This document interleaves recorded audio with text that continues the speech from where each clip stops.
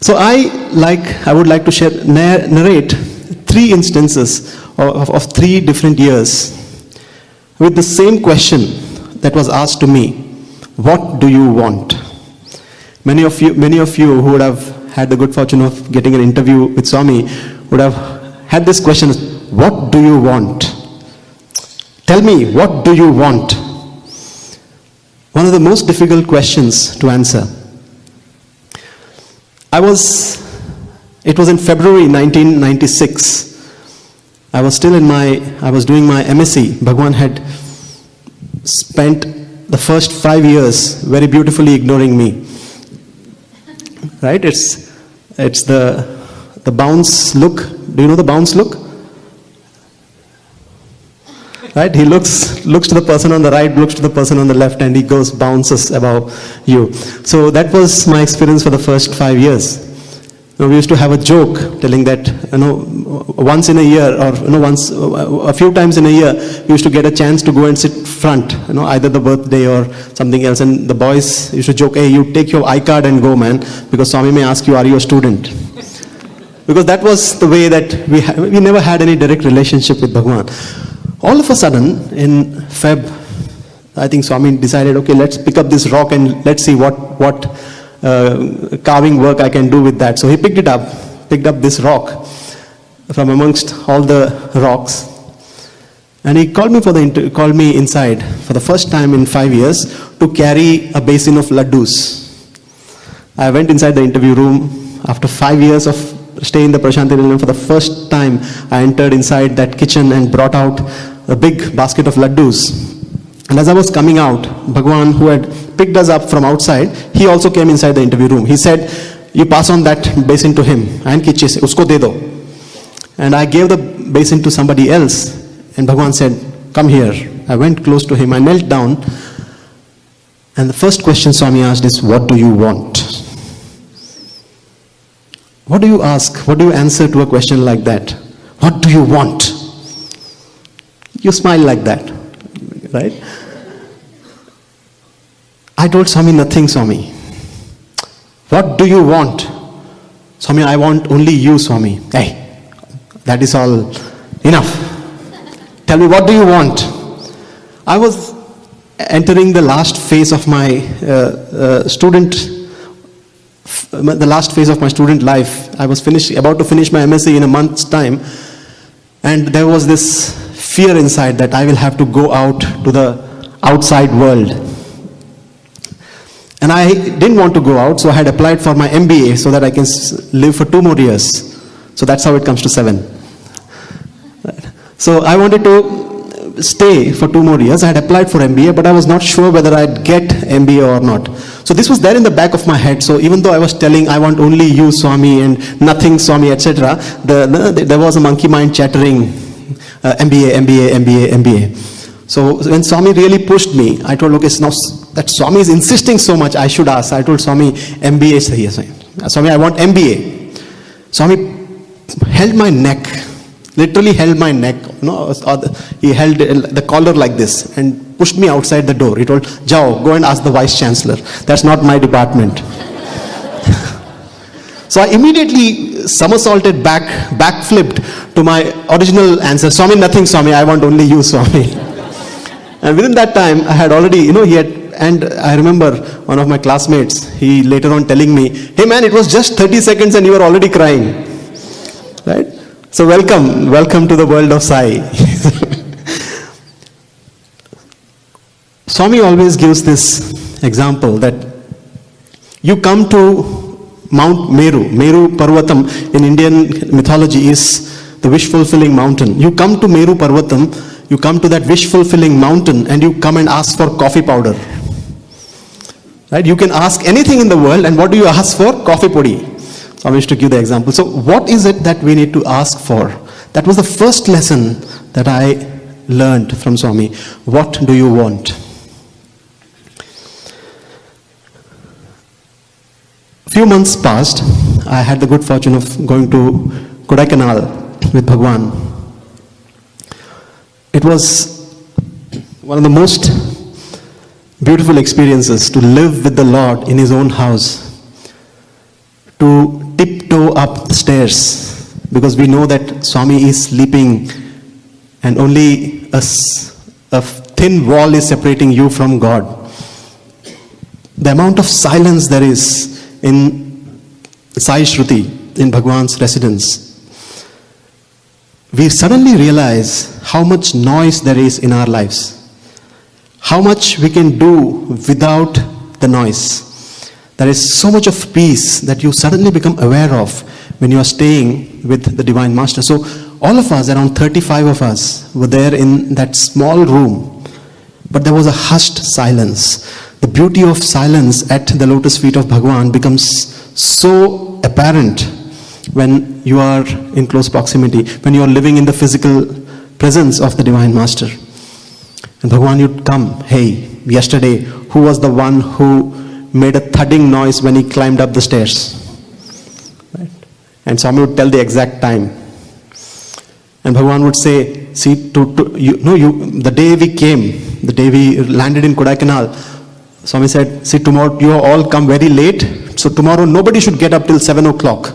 Right? No Suprabhatam, everything is no exemption tomorrow. Everybody rest. But the teachers, they knew better. So they had told me, see, Swami has told that, but he's going to come out very early. So we thought, no, we have more faith in Swami than you, sir. So all of us were caught on the wrong foot. And Swami came out very early, as expected. And he saw us in various forms of unreadiness, right? So this is the fun aspect of being with Swami. And we finished the Kodaikanal trip. There were multiple materializations. We saw Bhagwan creating an egg in the bus. So I was sitting right at his feet on the bus stairs. And there was this railing in front, and Swami bashed that egg on that railing. I thought, gone, I will have to take the second bath of my day. And I opened my eyes. It's all filled with chocolate. Right? Swami had created an Easter egg. And later on, when we came back, we realized that it was Easter Sunday that day. Right? So beautiful. And and we were thrilled being in the Divine Presence. The Kodaikanal trip ended. And for me, a different life began, where Bhagwan started the process of a very intense training, a very intense proximity. So one day we were going by car, and again, the second time, the question, what do you want, was asked to me.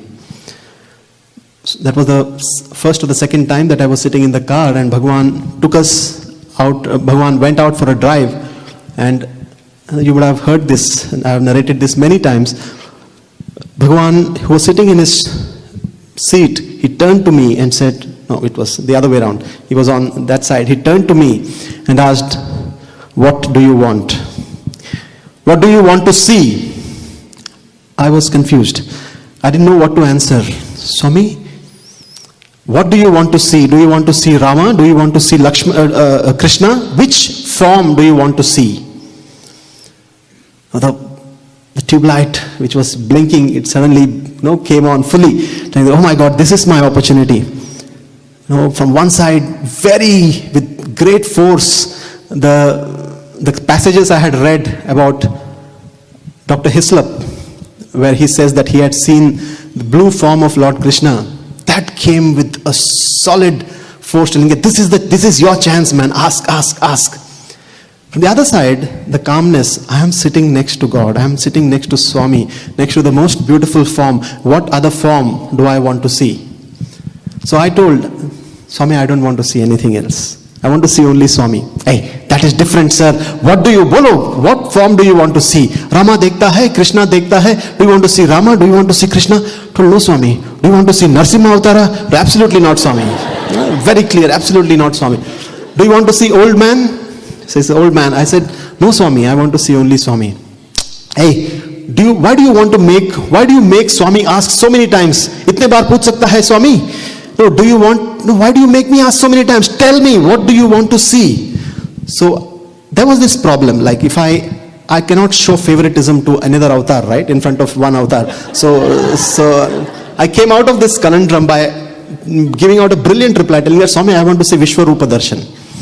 right? So I mean, I'm not being partial to anything, right? So, so that was a thinking process. I told Swami, Vishwarup darshan dekhta hai Swami. Swami was sitting like this, he was asking me, kya dekhta hai, kya dekhta hai? And the moment I said, Vishwarup dekhta hai, Swami leaned back on his chair again, pointed his hand outside the window and said, Roz dekhta hai, samajh mein nahi aata. He showed the field outside and said, you are looking at it, you are seeing it every day, but you are not able to appreciate that. Samajh mein nahi aata, you are not able to understand that is Vishwarupa. Vishwarupa is not a form, a huge, gigantic form with various things. It is the ability to visualize the whole world as the whole creation as in its holistic way. It is the ability to see oneness. It's a theoretical understanding. It is a lifetime's effort to be able to really appreciate that. And on that afternoon, that morning, that forenoon, he set me on that inquiry with just that question, what do you want? One of the most potent weapons of Bhagwan is, what do you want? With that question, he initiates a lifetime of relationship. With that question, what do you want? He creates a bond. The third, what do you want, came a year later. It was the year 1997, June. I had completed 1 year of my MBA. Please do not look at this as experiences of X, Y, and Z. Please look at it as how the Divine Master trains a young mind. Look at it from that perspective. How a Divine Master allows a young heart to blossom. Look at it only from that perspective. It is not a personal sharing of an experience. It's the sharing only of the divine methodology. So I had spent an entire year staying in the hostel, and at the end of on the 31st of March 1997, Bhagavan had told, you come directly to Trai Brindavan. So as soon as my first year MBA got over, I went to Trai Brindavan, Swami's residence, and I spent the entire vacation staying with Swami. Now the biggest worry was, we can never stay in the present. I am staying with Bhagwan in the mandir, and my worry is that after the vacation I'll have to go back to the hostel, right? So because of that worry about the future, I'm not able to appreciate the present. So I want this to continue. If once you have tasted heaven, you don't want to go back to not heaven, right? I'm being very diplomatic there, right? So I started the interactions, the negotiations with Bhagwan, telling that Swami, I would like to continue to stay with Swami. I will stay in Purnachandra and go to college. So those bargaining, those negotiations began. So it was a wonderful, long, month-long negotiations that went on, and obviously I lost. So the negotiations took many turns, ups and downs. There were times when I thought that I had already almost won, and then Bhagwan used to bring out some new angle to it, and then I would find out that of course I lost, kind of a thing, right? So Bhagwan was insisting that no, you should stay in the hostel and lead a life that would be an ideal to others. So he wants that to happen, and there are no shortcuts to attaining divinity. That was one of the most important things that got grilled into my head in that 1 year, that 2 month long negotiations. So one day we were going for a drive, and before that, Swami told, no, you have come here for your MBA. You are doing your MBA, so your education is important. I told, no, Swami, education is secondary. My service to Swami is more important. No. Hey, how can you say that? That is MBA. That is important. So I told, no, then why did you join MBA? Swami said. So I told Swami, I joined MBA so that I can be with you, Swami, for 1 more year. But then why? Then you should do your MBA, Swami says. So, very diligently I sat and wrote a letter to the registrar telling that for personal reasons, I am unable to continue my MBA and I would like to discontinue. So, and I want to seek my blessings, seek the blessings of Bhagavan before sending it to the registrar. So I told Swami, I have told that I want to discontinue MBA. Swami, I'll continue to serve Swami because this MBA is coming. I mean, young heart, okay, 23-year-old, young heart, and it's pining to be, and here is Bhagavan encouraging it at the same time, channelizing it in the right direction, that it's about staying the course. It's about the discipline of staying on the course, and there are no shortcuts. He is disciplining us, at the same time encouraging. So the beauty, the balance between the heart and the mind, Bhagavan is bringing in here. So I gave the letter to Swami. Swami, this is the letter I have written to the registrar, Swami. Tomorrow I will post it. Swami took the letter. Buddhi nahi hai tumko. You don't have any sense. He kept it down. Then he told, go sit in the car. So I went and sat in the car. There were two elderly gentlemen, elders, who were sitting in the front. One person was driving, the other person was sitting. So Swami said, hey, dekho, boy buddhi nahi hai. This boy doesn't have any sense. He says that he doesn't want to do his MBA. And he wants to serve Swami.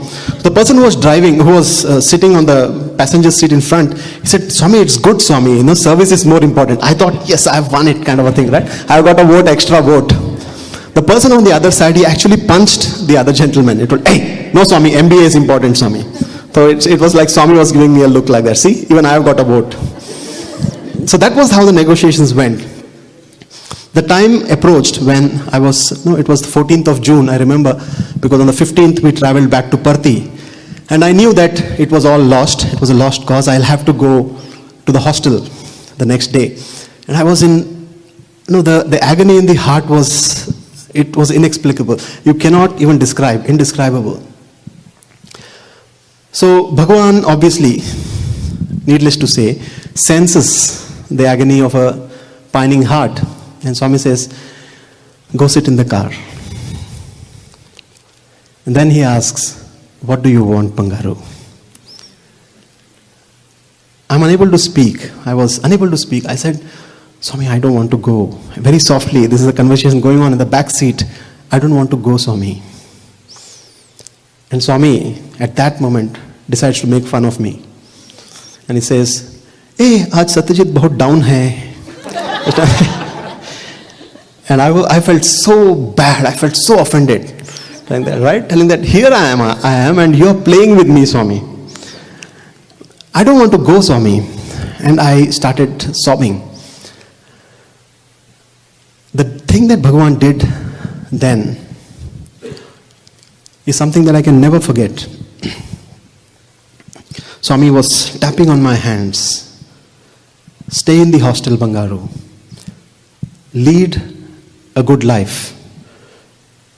Tell others, be an ideal for others. Keep longing for Swami. Swami ka yaad kar sakta hai. Roj aa sakta hai sham ko. Come, the way Swami is telling us, lead, stay the course. Go through the trials and tribulations. Go through all the challenges. But keep your pining for the divine intact. Let that not get diluted at any point of time. Let that be the source. Yesterday I was giving the example to somebody. It should be like the mother. The mother is working in the house, doing all the work, household work, but the mind of the mother is always at the child. The ear is always trying to see whether the child is crying, whether the child has awakened, right? And the ears of the mother is always towards the child. The divinity should be like that child, and that maternal feeling towards God. I mean, let's not stretch the analogy too far, but it's about being in tune with the divinity. So that is what Bhagavan is trying to encourage. And as he was patting my hands, my hand was on the armrest between the two seats, and I had kept my hand like this. He was patting it, and he put his hand on his own chest.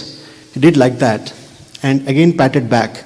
There was a beautiful pendant that was there. It was a glass pendant, a thin slice of glass with a beautiful golden frame. And in that slice, see-through glass, when you would shake it like this, there was a hologram of a rose. There was a beautiful hologram of a rose. The way Bhagavan had done that.